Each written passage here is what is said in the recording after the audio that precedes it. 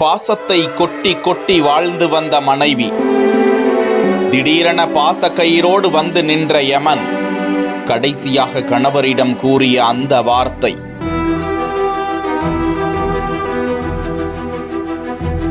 பிழைக்கிறதுக்கு வாய்ப்பு கம்மி தாங்க.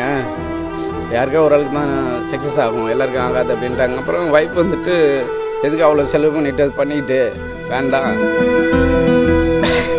மனைவிக்கு கோவில் கட்டி வழிபட்டு வரும் பாசக்கணவர். அறியாத ஏழை அரியலூர் மாவட்டம் ஜெயங்கொண்டத்தை அடுத்த தேவாமங்கலம் காந்தி நகரை சேர்ந்த தம்பதி 42 வயதான கோபாலகிருஷ்ணன், 36 வயதான கற்பகவல்லி. இந்த தம்பதிக்கு திருமணமாகி 15 ஆண்டுகள் ஆகும் நிலையில் 10 ஆண்டுகள் கழித்துதான் அந்த தம்பதிக்கு அழகான ஆண் குழந்தை பிறந்திருக்கிறது. கோபாலகிருஷ்ணன் அழகான குழந்தை, அன்பான மனைவி என அப்போதுதான் அப்படி ஒரு அழகான வாழ்க்கையை ரசித்து கொண்டிருந்தார்.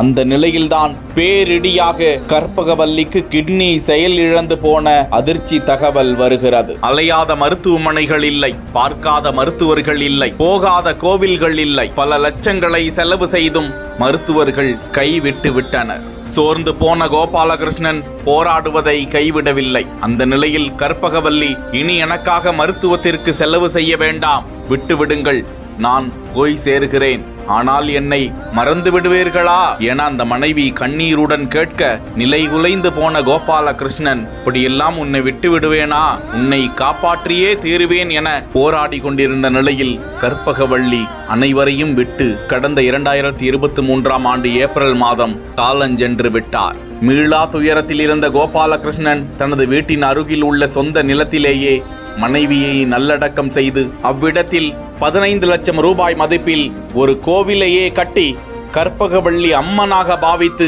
உருவச் சிலையையும் வடித்து கும்பாபிஷேகத்திற்காக தயார் செய்து 1ஆம் ஆண்டு நினைவேந்தல் நிகழ்ச்சியை நடத்தி இருக்கிறார். தினந்தோறும் மனைவியை நினைத்து கோவிலுக்கு சென்று கண்ணீர் மல்க சூடம் ஏற்றி வழிபாடு நடத்தி வருகிறார் கோபாலகிருஷ்ணன்.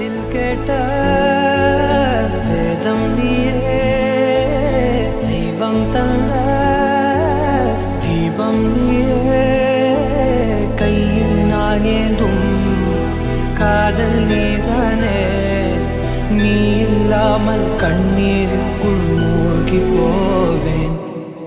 எங்களுக்கு 2009 எனக்கு மேரேஜ் ஆச்சுங்க. அதுலேருந்து நானும் ஒய்ஃப் எல்லாம் சந்தோஷமாக வாழ்ந்துட்டு இருந்தோம். ஒரு 10 வருஷம் வாரிசில் மறந்துதுங்க. 10 வருஷம் கழிச்சு தான் இவர் பிறந்தார். பிறந்து கொஞ்ச நாளில் பார்த்திங்கன்னா மிஸ்ஸஸுக்கு உடம்பு செலவு போயிடுச்சு. அப்போது ஹாஸ்பிட்டலில் போய் பார்த்தோம், கோயம்புத்தூர் KMCH எல்லாம் போய் பார்த்தோம். கிட்னி 2 கிட்னி போயிடுச்சுங்க, ட்ரான்ஸ்லேட் பண்ணிக்கிங்க அப்படின்னாங்க. சரின்ட்டு அப்புறம் அதுக்கும் தயாரானோம். ஆனால் ட்ரான்ஸ்லேட் பண்ணாலும் அவங்க பிழைக்கிறதுக்கு வாய்ப்பு கம்மி தாங்க. யாருக்கா ஒரு ஆளுக்கு தான் சக்ஸஸ் ஆகும், எல்லாருக்கும் ஆகாது அப்படின்ட்டாங்க. அப்புறம் வாய்ப்பு வந்துட்டு எதுக்கு அவ்வளோ செலவு பண்ணிட்டு அது பண்ணிட்டு வேண்டாம்,